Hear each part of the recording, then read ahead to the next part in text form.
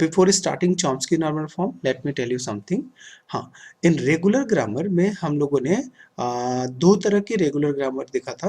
First one is right linear grammar and second one is left linear grammar regular grammar में।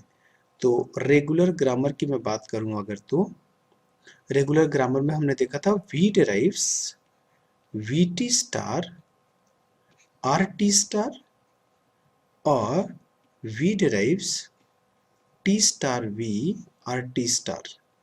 इसको हमने बोला था क्या है, ये टर्मिनल के लेफ्ट साइड में है तो इसको बोला था लेफ्ट लीनियर ग्रामर, और इसको बोला था टर्मिनल के राइट में वेरिएबल है तो राइट लीनियर ग्रामर बोला था, राइट। तो ये मेरे टू टाइप्स के ग्रामर हो गए थे इन रेगुलर ग्रामर। ओके, उसके बाद हम लोग कॉन्टेक्स्ट फ्री ग्रामर देखा।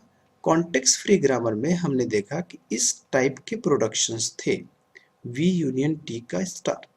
इट मीन्स लेफ्ट साइड में LHS में एक वेरिएबल होता है और RHS में या तो वेरिएबल या तो टर्मिनल का कॉम्बिनेशन होते हैं, ठीक है, ऐसे। तो इसको हमने बोला था CFG। ये क्या था, कॉन्टेक्स्ट फ्री ग्रामर, ठीक है। अब कॉन्टेक्स्ट फ्री ग्रामर के टू टाइप्स होते हैं, ठीक। फर्स्ट वन एक होता है CNF Chomsky normal form and another होता है ग्रेबाइक नॉर्मल फॉर्म। तो आज हम डिस्कस करने जा रहे हैं इस वीडियो में चॉम्स्की नॉर्मल फॉर्म के बारे में। तो सी, अभी हमने इसको डिस्कशन क्यों किया, क्योंकि ये जो चॉम्स्की नॉर्मल फॉर्म है इसी फॉर्म पे डिपेंडेंट है। जैसे ये फॉर्म है राइट लीनियर ग्रामर का, लेफ्ट लीनियर ग्रामर का, और ये कॉन्टेक्स्ट फ्री ग्रामर का जो फॉर्म है उसी तरह ये भी फॉर्म है। ये नाम से name suggest form, in which form, form उसका क्या है, किस फॉर्म में है, ये देखिएगा। ये फॉर्म जो है इसको बोलते हैं अगर कोई लेफ्ट हैंड साइड में एक वेरिएबल है और राइट साइड में केवल दो वेरिएबल होंगे, एग्जैक्टली टू वेरिएबल्स, और अगर LHS में एक वेरिएबल है और RHS में एक टर्मिनल है। Try to understand, in context free grammar में वेरिएबल या टर्मिनल के कॉम्बिनेशंस थे, एनी नंबर ऑफ वेरिएबल्स और एनी नंबर ऑफ टर्मिनल्स ले सकते हैं।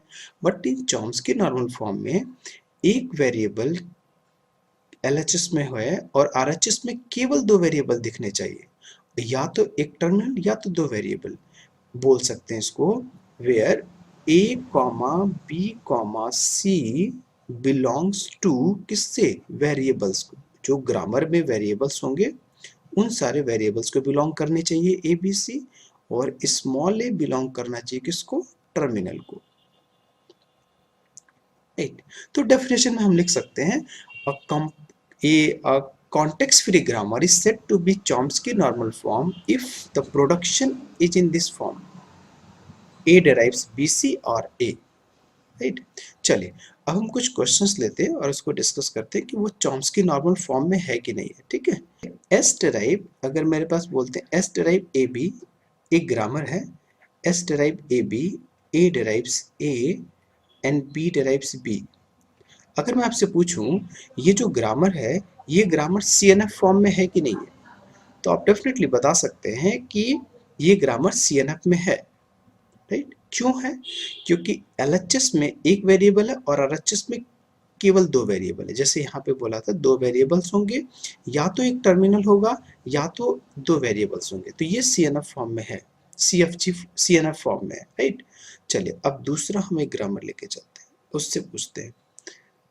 अगर मैं आपसे पूछूं S derive, इसी क्वेश्चन में S derive AB and A derives A और epsilon and B derives B, अगर ऐसे होता तो हम इसको नहीं बोल सकते भी CNF फॉर्म में। क्यों नहीं, क्योंकि अभी ये ग्रामर सिंप्लीफाइड ग्रामर नहीं है। तो रिमेंबर, अगर कोई ग्रामर, किसी ग्रामर को अगर मुझे CNF में कन्वर्ट करना हो तो सबसे पहले उसको सिंप्लीफाई करना होगा। सी देखिए, एक वेरिएबल के डिराइव टू वेरिएबल्स हैं, ये टर्मिनल्स है, बट ये नल को हमें इसमें नहीं इंक्लूड करेंगे टर्मिनल्स में। इस अगर कोई ग्रामर दिया हुआ उस ग्रामर में नल को मैं इंट्रोड्यूस नहीं कर रहा है, टर्मिनल्स को कर रहा है। तो सबसे पहले आप इस नल प्रोडक्शंस को रिमूव करिए, ठीक। रिमूव करिए। तो एज यू नो सिंप्लीफाई कैसे करते हैं ग्रामर को, प्रीवियस वीडियो हमने डिस्कस किया, how to remove null production. ठीक है, तो चलिए शॉर्टकट में जल्दी करते हैं इसको। तो कैसे रिमूव करूंगा, एस डेराइव, इसमें नल वेरिएबल कौन सा है, नलेबल वाला ए डेराइव्स एप्सिलॉन है। तो ए जहां जहां ए है वहां वहां सब्स्टिट्यूट करता हूं। अगर मैं यहाँ पे ए एप्सिलॉन पहले तो ए भी होगा ही, ठीक है, और अगर मैं इस ए की जगह ये एप्सिलॉन सब्स्टिट्यूट करता हूं तो मुझे बी मिलेगा, राइट, ओके। और फिर अब मैं इसको ए एप्सिलॉन को हटा सकता हूं और बी डिराइव्स बी हो गया। चलिए, अब नल प्रोडक्शन तो रिमूव हो गया, बट एक और प्रोडक्शन अराइज हो गया, दैट इज यूनिट प्रोडक्शन। ठीक, अब इस यूनिट प्रोडक्शन को रिमूव करेंगे। यूनिट प्रोडक्शन को कैसे रिमूव करते हैं, प्रीवियस वीडियो में डिस्कस कर चुके हैं हम। तो एस डेराइव ए बी, और इस बी को रिमूव करने का मतलब क्या है, जो भी बी से प्रोड्यूस हो रहा है उसको लेकर सब्स्टिट्यूट कर देता हूँ। तो बी से क्या प्रोड्यूस हो रहा है, बी, स्मॉल बी, तो हमने यहाँ पे बी सब्स्टिट्यूट कर दिया और इस बी को हटा दिया। A derives A and B derives B. Now okay, चलिए, तो अभी नल प्रोडक्शन रिमूव हो गया, यूनिट प्रोडक्शन रिमूव हो गया। अब हम देखते हैं कोई यूजलेस सिंबल तो नहीं है। यूजलेस सिंबल के लिए हम लोगों ने ये देखा था, यूजलेस सिंबल के लिए सबसे पहले हम नॉन जनरेटिंग सिंबल्स पता करते हैं, कौन से ऐसे सिंबल है जो कि नॉन जनरेटिंग है। और इस ग्रामर को देखने से डायरेक्टली क्लियर है कि हाँ, जनरेटिंग सिंबल्स कौन कौन है, टर्मिनल्स होते हैं वो जनरेटिंग सिंबल्स होते हैं, ए और बी जनरेटिंग सिंबल है और ये भी जनरेट कर रहा है। इसका मतलब इस ग्रामर में एस और ए और बी तीनों हमारे जनरेटिंग सिंबल है और इस ग्रामर में कोई भी नॉन जनरेटिंग सिंबल नहीं है, राइट, सारे जनरेटिंग सिंबल है। ओके, जनरेटिंग हो गया। Now let me check about non reachable वाला। नॉन रिचेबल के लिए डिपेंडेंसी ग्राफ बनाते थे, तो डिपेंडेंसी ग्राफ कैसे बनाएंगे, S depends on A and B, यानी कि अगर मैं बोलूं S depends on A and B, यानी कि ये ए और बी दोनों वेरिएबल एस पे डिपेंड है। इसका मतलब इसमें भी कोई नॉन रिचेबल सिंबल नहीं है। इसका मतलब ये बोल सकते हैं कि अभी तक जो ये ग्रामर बना वो सिंप्लीफाइड ग्रामर है। ठीक, ये सिंप्लीफाइड हो गया। अब इस सिंप्लीफाइड में ये चेक करेंगे कि CNF फॉर्म है कि नहीं है। तो चेक करिए, A derives B C, S derive A B, LHS में एक वेरिएबल है और HS में दो वेरिएबल है। गुड, ये ठीक है। एक वेरिएबल एक terminal, right, variable terminal, right, variable terminal means ये जो ग्रामर है ये अब CNF फॉर्म में हो गया। ठीक है, चलिए, तो इससे ये पता चला अभी CNF में ये हुआ। फर्स्ट तो ये इजी था, सेकंड में अगर कोई ग्रामर को मुझे CNF चेक करना है या कन्वर्ट करना, तो सबसे पहले उस ग्रामर को मुझे सिंप्लीफाई करना पड़ेगा। और सिंप्लीफिकेशन कैसे होती है, removal of null production, removal of unit production, removal of useless symbol. जब ये हट जाते हैं तब हम CNF चेक करते हैं। ठीक है, चलिए नेक्स्ट वीडियो में हम देखते हैं कुछ क्वेश्चंस लेकर, how to convert CFG to CNF, right. Suppose करिए ये कॉन्टेक्स्ट फ्री ग्रामर दिया हुआ है, इस कॉन्टेक्स्ट फ्री ग्रामर को हमें CNF फॉर्म में कन्वर्ट करना है। तो ये ग्रामर मैंने प्रीवियस वीडियो से लिया हुआ है, जिसमें पार्ट 10 वीडियो था। पार्ट 10 वाले वीडियो में हमने डिस्कस किया है। ठीक, तो this grammar is not simplified, इसमें नल प्रोडक्शन नहीं है, ठीक है, यूनिट प्रोडक्शन नहीं है, बट इसमें यूजलेस सिंबल थे। यूजलेस सिंबल को हमने रिमूव किया, यूजलेस सिंबल के लिए नॉन जनरेटिंग रिमूव किया और उसके बाद डिपेंडेंसी ग्राफ के थ्रू हमने नॉन रिचेबल सिंबल रिमूव करने के बाद मुझे ये फाइनल ये ग्रामर मिला। ठीक, बट क्वेश्चन क्या पूछा सकता है, इस ग्रामर को, कॉन्टेक्स्ट फ्री ग्रामर को CNF में कन्वर्ट करिए। तो आपको सबसे पहले सिंप्लीफाई करना पड़ेगा, उस ग्रामर को सिंप्लीफाई करना पड़ेगा और सिंप्लीफाई करने के बाद मुझे ये मिल गया। अब चलिए इसको CNF में कैसे कन्वर्ट करते हैं, ट्राई टू अंडरस्टैंड। सपोज करिए, तो मेरे पास इसमें दो प्रोडक्शंस, एक तो S डेराइव AC है और ये आपका C डेराइव्स AD है, राइट। देखिए, और आपको पता है कि CNF में जो CNF means Chomsky normal form में जो फॉर्म होते हैं वो ऐसे होते हैं, A derives BC और A derives A, means RHS side में एग्जैक्टली 2 वेरिएबल्स होंगे या तो 1 टर्मिनल होगा। अब इसमें देखिए, इस ग्रामर, इस प्रोडक्शन में RHS साइड में एक टर्मिनल फॉलोड बाय एक वेरिएबल है, बट ये क्या बोल रहे हैं, 2 वेरिएबल होना चाहिए या तो एक टर्मिनल होना चाहिए। तो इसके लिए सोल्यूशन क्या कर सकते हैं हम, एस डेराइव, इस ए जो है, इस ए को हम वेरिएबल मान लेते हैं, कोई एक्स डेराइव्स ए। सपोज करिए इस ए को कोई वेरिएबल डेराइव कर रहा, तो हम क्या लिख सकते हैं यहाँ पे एक्स और यहाँ पे सी लिख सकते हैं। अब देखिए, नाउ ये अब CNF फॉर्म में हो गया, क्योंकि RHS साइड में 2 वेरिएबल्स एंड LHS में 1 वेरिएबल, एंड ये भी CNF फॉर्म में हो गया, राइट, क्योंकि वेरिएबल डिराइव्स 1 टर्मिनल। नाउ अब इस प्रोडक्शन का, इस रूल का मेरा CNF कन्वर्ट हो गया। अब इसमें आइए, C डिराइव्स AD, ये CNF में नहीं है। क्यों नहीं है, क्योंकि इस RHS में 2 टर्मिनल दिख रहा है। कितने दिखने चाहिए, केवल एक टर्मिनल दिखने चाहिए या तो 2 वेरिएबल दिखने चाहिए। तो उसके लिए क्या करूं, उसके लिए लिसन, उसके लिए देखिएगा, या तो अब 2 टर्मिनल को मैं 2 वेरिएबल में कन्वर्ट कर सकते हैं, बट इन दोनों टर्मिनल को एक टर्मिनल में तो नहीं कन्वर्ट कर सकते ना। ओके, तो सी, हम इसको क्या करने जा रहे हैं, इस ए को हमने मान लिया था x, तो x तो आ जाएगा। अब इस d के लिए मुझे मानना पड़ेगा कुछ, तो ऐसा करता हूँ, y derives d लिख देता हूँ, राइट। और ऊपर जो आएगा c derives a की जगह हमने x माना था, x, और d की जगह क्या हो गया, y। नाउ लिसन, अब देखिएगा, 1 variable derives 2 variables and 1 variable drives 1 terminal, तो ये भी CNF में हो गया, ये भी CNF हो गया।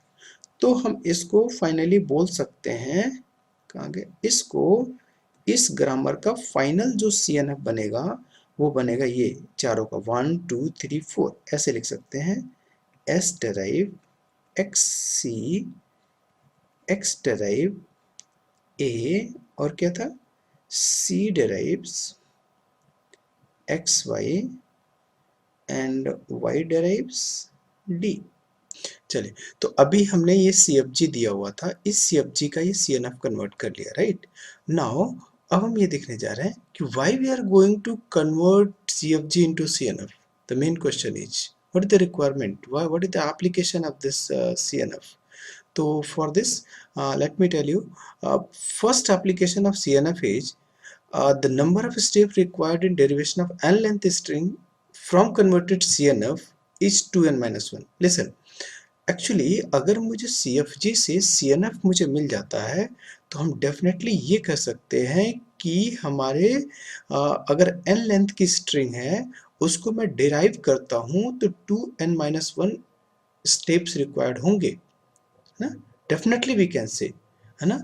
तो now listen, just for example, suppose करिए मुझे स्मॉलेस्ट स्ट्रिंग कौन सी होगी इसमें, इस, अगर इसी ग्रामर में देख लिया जाए, इस ग्रामर में स्मॉलेस्ट स्ट्रिंग क्या होगी, एस डेराइव, अगर मैं बोलता हूँ S derive A C and A, और इस सी की जगह मैं ए डी रख सकता हूँ, ए डी। तो ये मेरी स्मॉलेस्ट स्ट्रिंग हो गई इस ग्रामर का। तो ए डी का मान लीजिए मेरे पास n लेंथ की स्ट्रिंग है, इसी n लेंथ की स्ट्रिंग बोलता हूँ, तो इसमें लेंथ कितनी है, 3 हो गई। इसकी जो लेंथ हो गई इस स्ट्रिंग की, वो 3 हो गई।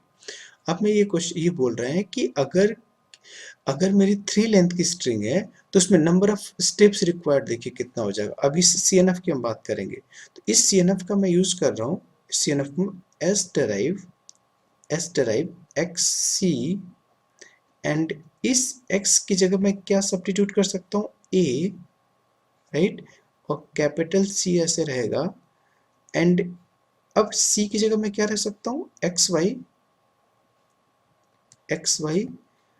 ओके, और इस x की जगह मैं क्या सब्स्टिट्यूट कर सकता हूँ, a, एंड इस y की जगह क्या सब्स्टिट्यूट कर सकता हूँ, नो अभी नहीं, वन टाइम, एक बार में एक ही सब्स्टिट्यूशन, a एंड y की जगह क्या सब्स्टिट्यूट कर सकता हूँ, d। नाउ लिसन, इसका मतलब अगर मेरे पास n लेंथ की स्ट्रिंग थी, इट मींस 3 लेंथ की स्ट्रिंग थी, तो number of steps required is equal to 5। ये कैसे आया? अगर मैं यहाँ पे 2n-1 है तो 2 इंटू n की वैल्यू कितनी है? 3, n की वैल्यू 3 है तो 2 3 जा 6 माइनस 1 इज इक्वल टू 5। तो ये 5 स्टेप्स आ गए, 1 2 3 4 5। तो ये 5 स्टेप्स आ, राइट? तो क्वेश्चन में भी ask like this, if in CNF form, if length of string is 10, length of string is 10, so how many steps are required to derive the length of 10 length string? So answer should be 10 2 ja 20 minus 1, 19 steps are required. So directly you can see from this formula. So this is one of the application. Okay, तो try to understand. अगर मुझे ये पता चल जाए तो हम इसका एक थ्रेशोल्ड पता कर सकते हैं कि इतने पार्सर की कैपेबिलिटी किसी पर्टिकुलर लेंथ की स्ट्रिंग की इतनी हो सकती है, ठीक है? Okay, next application is related to the production, number of maximum number of productions, ठीक? चलिए, तो अभी मेरे पास जो CFG दिया हुआ था उसका हमने CNF निकाला। तो क्वेश्चन में भी यस आस्क लाइक दिस कि if given CFG is given to you, how many maximum number of production will be in CNF? तो इसके लिए ये फॉर्मूला हेल्प कर सकता है, ठीक है? चलिए कैसे? सी, तो यहाँ पे ये फॉर्मूला है where k is the maximum number of symbol in RHS of any productions। इस CFG में जो given CFG था उसमें maximum number of productions पता करिए, maximum number of symbols in RHS। maximum number of symbols यहाँ पे 2 है, यहाँ पे भी 2 है, यहाँ पे 4 है symbols। symbols means including variables and terminals। 1 2 3 4 1 2 3 1 2 3 means maximum 4 हो गया। तो यहाँ पे k की वैल्यू मेरी आ गई 4, राइट? हाँ, P is the number of production in given CFG। Remember this, given CFG मतलब जो हमारा CFG दिया हुआ है इसको हम देखकर ये बता रहे हैं ना कि P की वैल्यू कितनी। P means number of productions, देखिएगा 1, हाँ right, remember productions number of 1 2 3 productions 4 5 6 and 7, total number of production is equal to 7। तो P की वैल्यू कितनी आ गई? 7 प्रोडक्ट्स। अगर मैं इसको लाइन बाय लाइन लिखूं तो टोटल 7 होंगे, वो और लगा हुआ है बीच में, no problem. Now similarly T is equal to, T is the number of terminals. इसमें टर्मिनल कौन कौन से? स्मॉल लेटर में 1 2 3 3, तो टोटल नंबर ऑफ टर्मिनल्स कितने? 3, तो यहाँ पे 3 हो, राइट? अब इन तीनों वेरिएबल के हेल्प करके हम मैक्सिमम नंबर ऑफ प्रोडक्शंस निकाल सकते हैं। Like for example k-1 into P plus T। K, what is K? K is equal to k minus 1 4 into P, P is 7 plus T, T means 3। तो 3 7 जा 21 plus 3 24, 24।